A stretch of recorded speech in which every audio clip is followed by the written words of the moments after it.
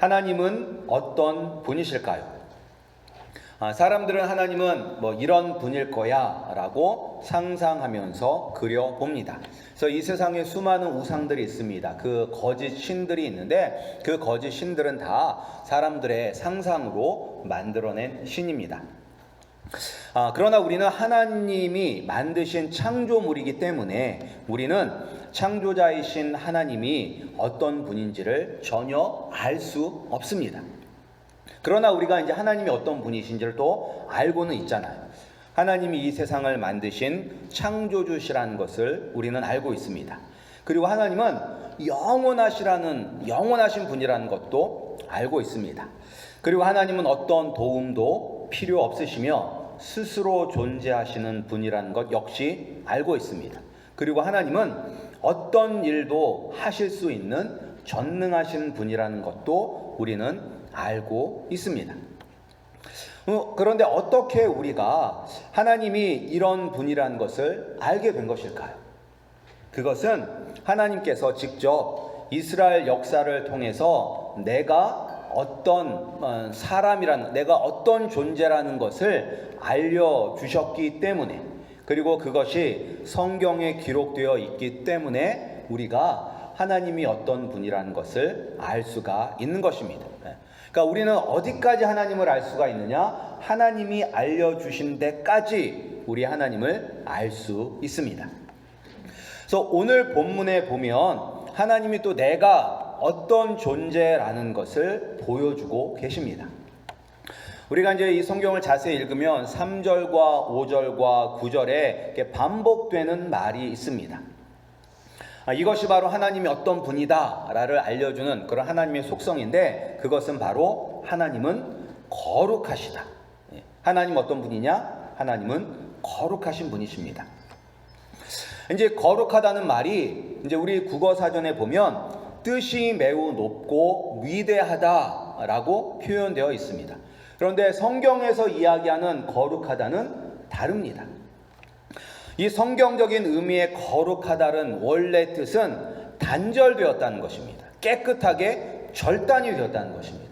그래서 우리가 뭐 두부라든지 이런 거를 딱 자르면 완전히 반으로 깔끔하게 갈라지잖아요.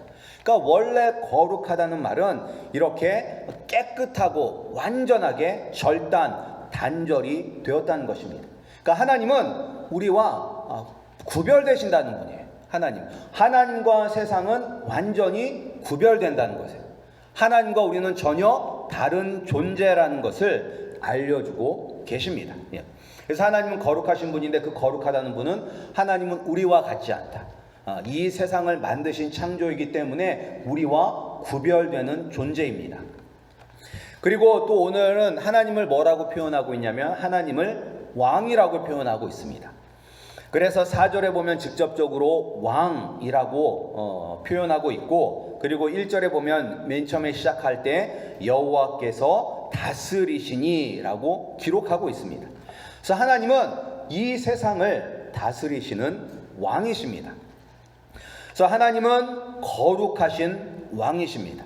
이 거룩하신 왕이 우리를 위해서 어떤 일을 하는지 오늘 본문에 보면 한 3가지로 우리가 알 수가 있습니다. 첫 번째로 하나님은, 이 거룩한 하나님은 어떤 분이시냐면 우리 가운데 거하시는 분이십니다. 그래서 1절에 보면 하나님이 그룹 사이에 좌정하시니라고 기록되어 있습니다. 그래서 이 그룹이 무엇이냐? 그룹은 쉽게 이야기하면 천사예요. 천사. 그러니까 2명의 천사 사이에 계신다. 그런데 이 2명의 천사가 의미하는 것이 무엇이냐? 법궤를 의미합니다. 이스라엘 백성들이 이집트에서 400년 동안 종살이를 하였습니다.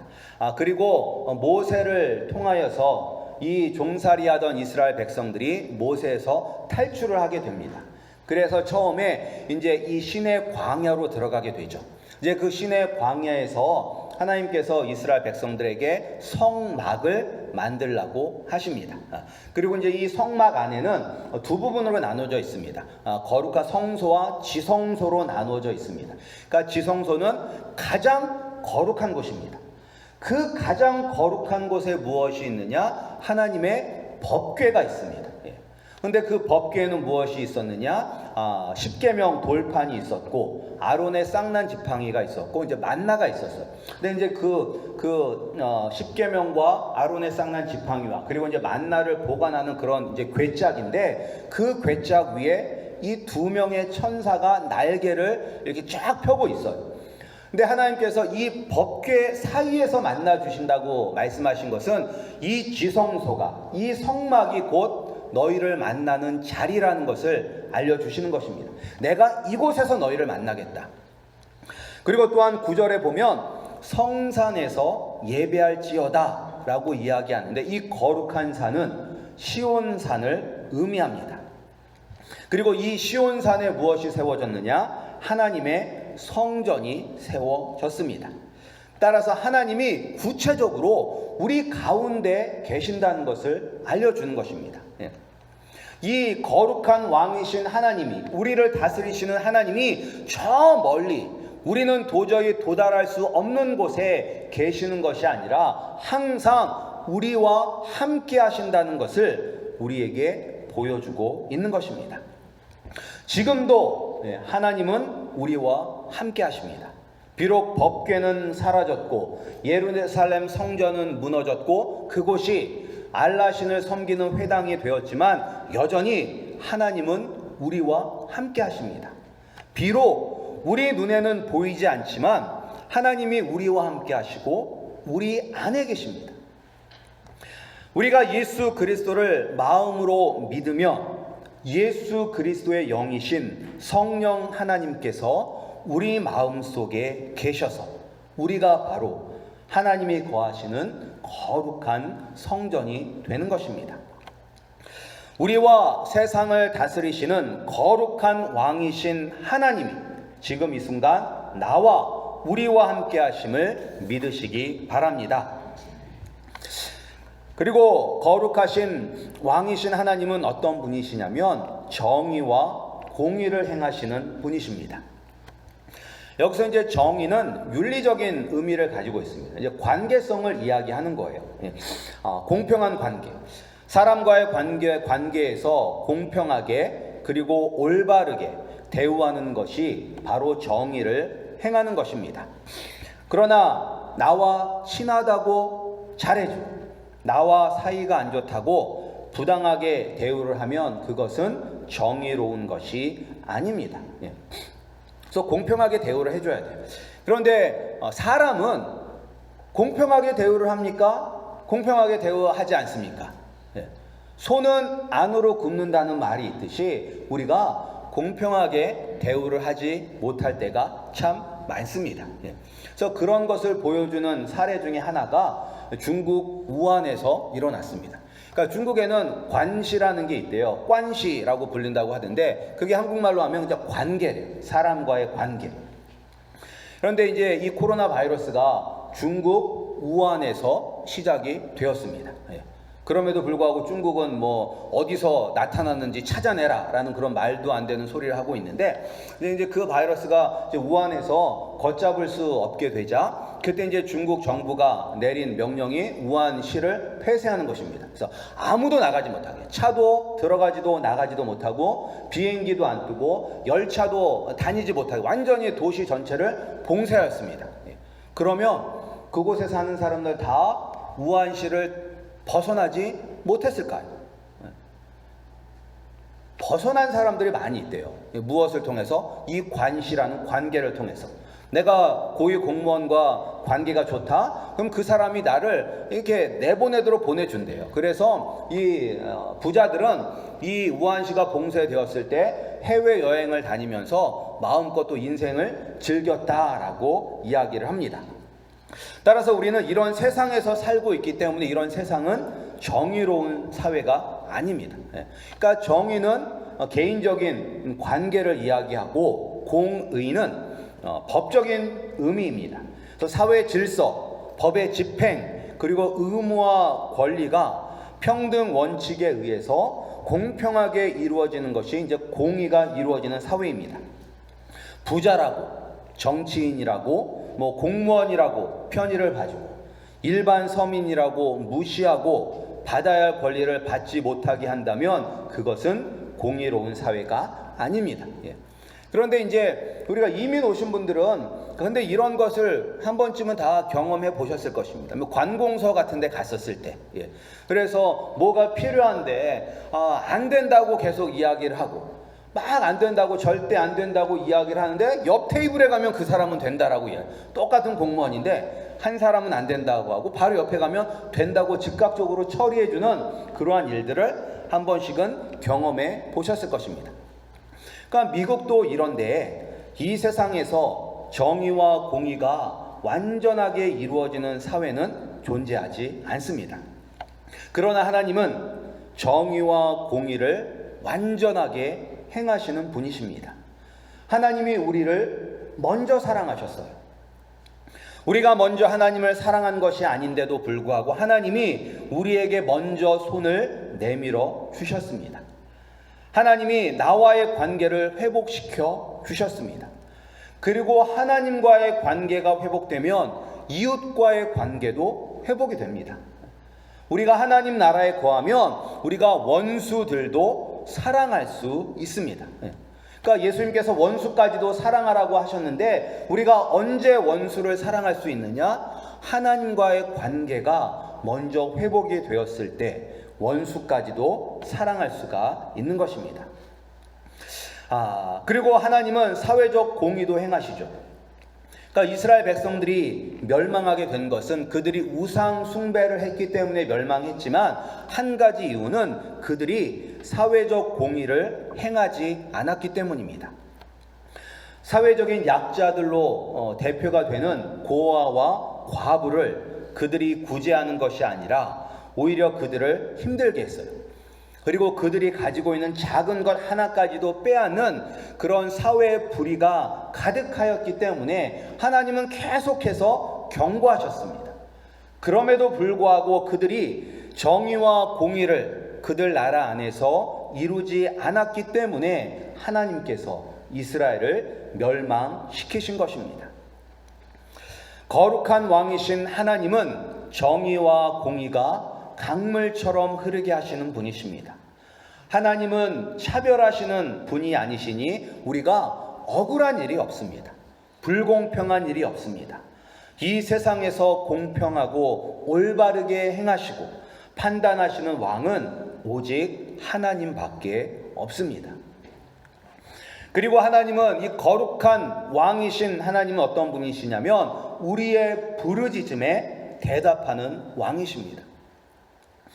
6절에 보면 유명한 사람들 세 사람이 나옵니다. 모세와 아론과 사무엘이 나오죠.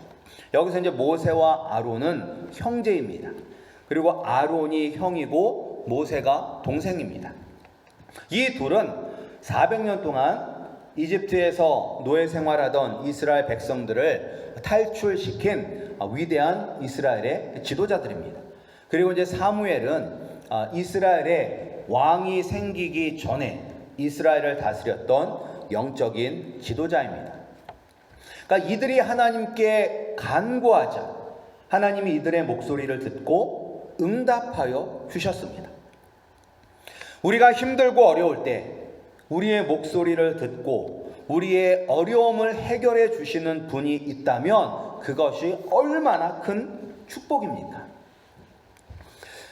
우리는 힘들고 어려우면 보통 많은 분들이 사람들 찾아다니면서 하소연합니다. 그러나 하소연한다고 해서 그 문제를 해결해 줄 수 있는 사람은 없습니다. 예전에도 제가 한번 말씀드린 적이 있었는데 제가 이제 올랜도에서 전도사 생활을 했습니다. 그때 이제 교회가 되게 어려웠었어요. 그래도 그때는 이제 젊었었기 때문에 저는 그렇게 뭐 어렵다는 생각을 해본 적은 없었어요. 그런데 이제 한 집사님이 저한테 어느 날 갑자기 둘이 있는데 힘드냐? 딱 이렇게 물어보시는 거예요. 그래서 이제 힘들지는 않았지만 그래도 그분이 너무 진지하게 지금 힘드냐? 딱 이렇게 물어봤기 때문에 저도 이제 힘들다고 대답을 해야 될 것 같아서 좀 힘드네요. 이렇게 이야기를 했어요.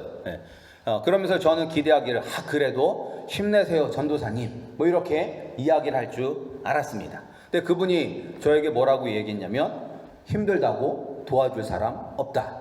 그러니까 죽는 소리 하지 말아라 라고 이렇게 이야기를 하는 거예요. 저한테. 네.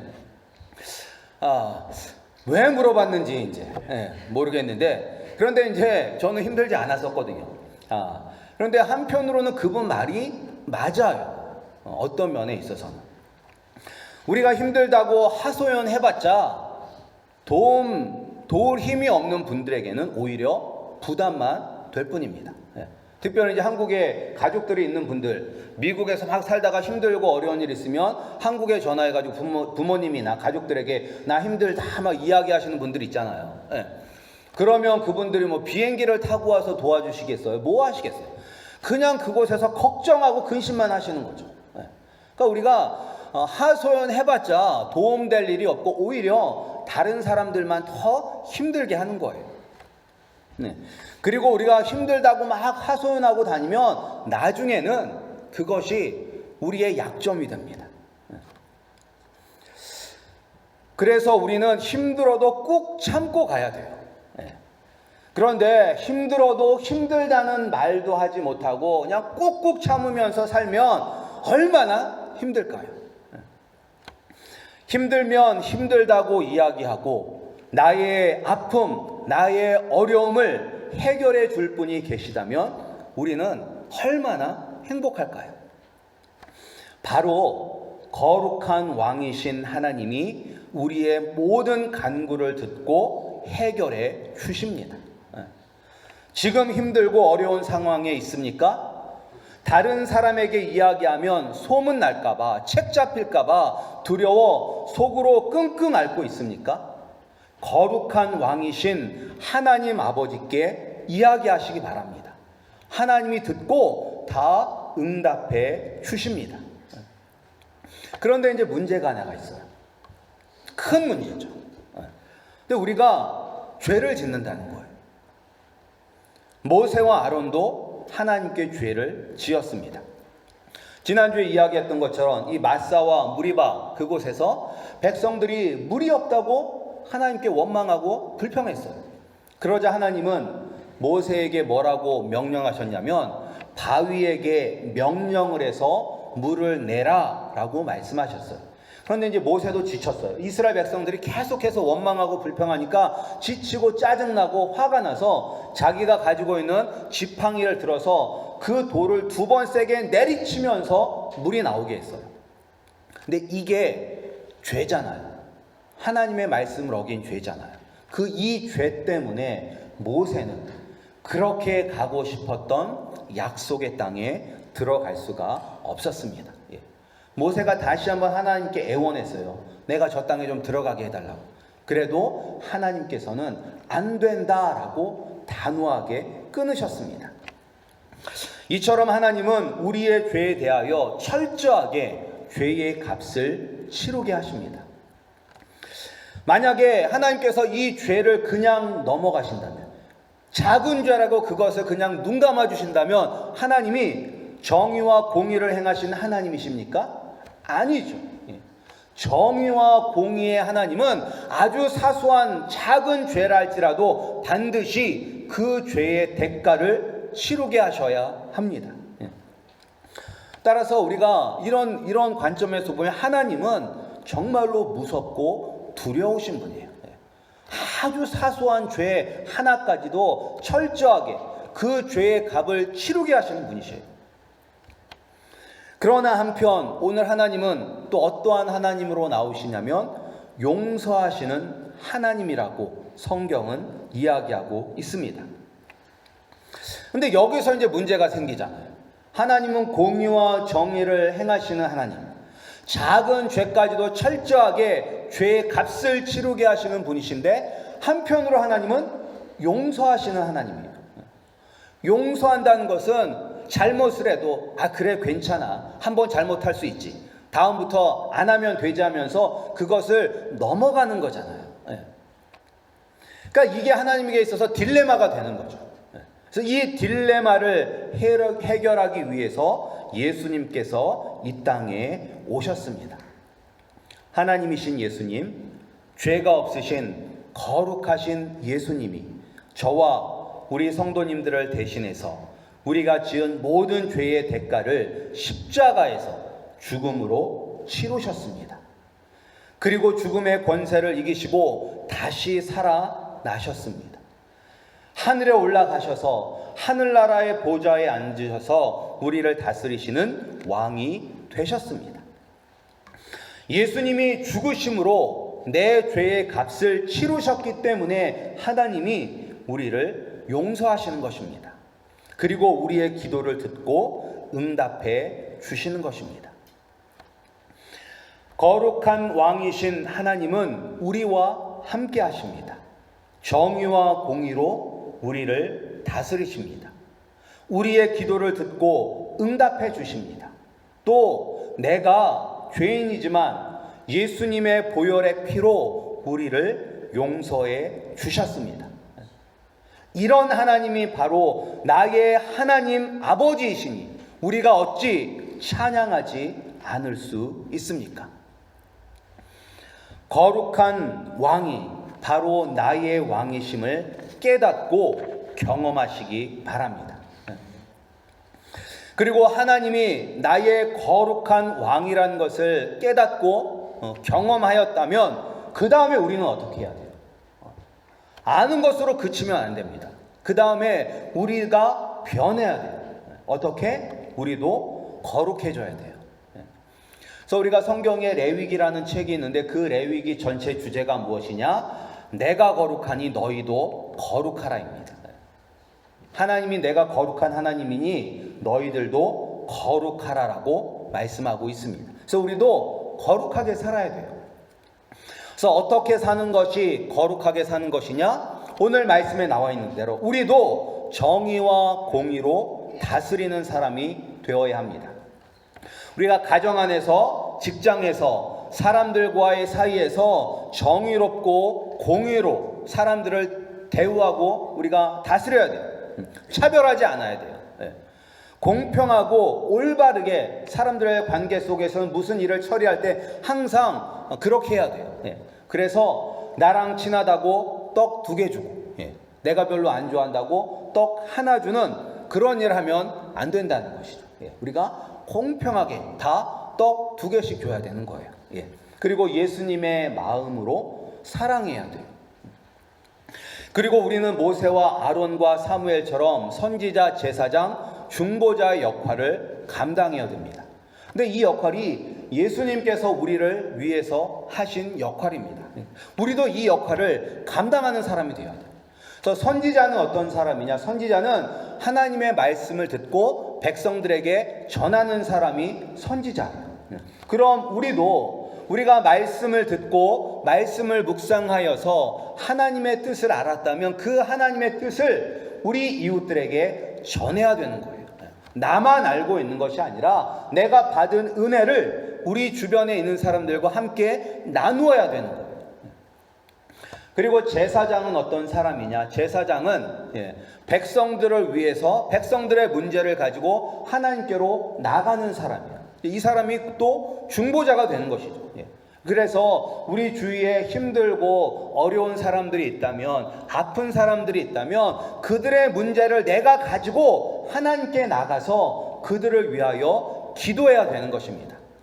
나만 하나님의 은혜 받고 나만 행복하게 사는 것이 아니라 내 주변에 있는 사람들을 위해서 하나님께 기도로 나가는 사람이 되어야 하는 것입니다. 그리고 또한 우리가 거룩한 사람은 어떤 사람이냐? 하나님께 온전히 예배하는 사람이 되어야 합니다. 거룩한 왕이신 하나님께 우리가 드려야 할 것은 온 마음을 다해서 드리는 진정한 예배입니다. 그래서 우리가 많은 분들이 어떻게 이야기를 해요? 예배에 목숨을 걸어라라고 이야기를 하잖아요. 왜? 하나님께서는 우리의 예배를 받으시기에 합당한 분이시고 또 우리가 해야 될 의무가 무엇이냐? 하나님께 온전히 예배해야 되는 것입니다. 따라서 우리 성도님들 예배를 귀하게 생각하시고 예배가 하나님께서 우리에게 요구하시는 의무라는 것을 알기를 소원합니다. 그러니까 예배는 우리가 예배 가운데서 은혜만 받을 것을 생각하는 것이 아니라 예배는 우리가 하나님께 드려야 할 의무입니다. 예. 그래서 오늘은 특별히 또 썸머 타임이 해제되는 날이라서 여러분들이 이제 시계를 잘못 보시고 하셔서 늦게 오셨겠지만, 예, 다음 주부터는 예배 시간에 맞춰서 오시기 바랍니다. 그러니까 예배 늦는 거 습관이에요. 습관. 예. 직장 갈 때 늦으십니까? 안 늦어요. 예. 근데 예배는 늦어요. 왜 그래요? 왜 그래요? 예배를 우습게 보기 때문인 거죠. 예배를 우습게 보는 거예요. 하나님은 거룩한 분이고 우리에게 은혜를 베풀어 주셨고 우리가 당연히 드려야 할 의무이자 우리의 책임인데 예배가 뭐 가도 그만 안 가도 그만이라고 생각하고 늦게 가나 일찍 가나 늦게 가나 예배에 가서 출석부에 도장만 찍으면 되지 이런 생각이 있기 때문에 늦는 거예요. 그런데 정말로 이 예배를 안 나오면 회사에서 승진이 안 된다라고 하면 여러분이 늦으시겠어요? 안 늦죠. 더 일찍 오죠. 잘 보이려고. 근데 세상에 어떤 사람보다 우리가 하나님께 더 잘 보여야 되잖아요. 하나님께. 예배도 우리가 제대로 드리지 못하는데 어떻게 이 세상에서 정의와 공의를 행하는 사람이 될 수가 있으며 거룩한 사람이 될 수가 있습니까? 예. 어른들이 얘기를 하시죠. 하나를 보면 열을 한다. 저는 그 말에 반대하고 싶은데 다른 거 잘하는 것도 있어요 라고 이야기하고 싶은데 어떻게 보면 이제 신앙생활에 있어서는 하나를 보면 열을 알 수가 있어요. 예배에 늦는 분 치고 신앙생활 잘하는 분 없어요. 그건 진리예요. 사실이에요. 그리고 예배를 계속 늦는다 그러면 여러분들이 무엇을 생각해 봐야 되냐면 내가 정말로 예수님을 믿고 있는가 생각을 해봐야 돼요. 왜냐하면 예수님을 믿고 예수님이 정말로 나의 구세주고 왕이라는 생각이 있다면 늦을 수가 없는 거예요. 이제 예수님을 잘 모르거나 믿음이 없는 분들은 괜찮지만 다른 사람들이 당신 예수님 믿으십니까? 라고 이야기했었을 때 네, 예수님 믿습니다. 나는 예수님 믿고 구원 받았습니다. 라고 이야기하는 분들 가운데서 항상 예배에 늦는다면 무엇을 생각하셔야 되냐면 내가 과연 구원 받았는가? 그것부터 생각하셔야 돼요. 여러분 스스로 구원받지 못하였음에도 불구하고 나는 예수 믿고 구원받았다라고 착각하시는 분들이 많아요. 그런데 이제 안타깝게 그런 분들은 아무리 예배에 나와서 출석부에 도장을 찍고 교회 여러 가지 봉사를 해도 천국에 들어갈 수 없습니다. 천국 문에서 예수님께서 나는 너를 모른다 라고 말씀하시고 우리는 지옥에 갈 수밖에 없습니다. 따라서 우리 성도님들 하나님께 무엇보다도 온전히 예배하시는 우리 성도님들이 되시기를 소원합니다. 근데 그러려면 예수님을 먼저 만나야 합니다. 예수님이 나를 위하여 십자가에 못 박혀 죽으셨다는 그 사실이 얼마나 큰 은혜라는 것을 깨달으시기 바랍니다. 근데 거룩한 왕이신 하나님이 우리를 그처럼 사랑하시고 우리를 용서해 주시고 우리를 하나님의 자녀로 삼아 주셔서 우리가 이 세상을 다스리는 영적인 왕 같은 제사장으로 삼아 주셨다는 것을 깨달으시기를 주님의 이름으로 축복합니다. 그래서 거룩한 왕이신 예수님을 따라서 정의와 공의를 이 땅에 행하고 그리고 선지자와 중보자 역할을 감당하여 하나님께서 기뻐하시고 하나님께서 주시는 복을 다 받아 누리시기를 주님의 이름으로 축복합니다.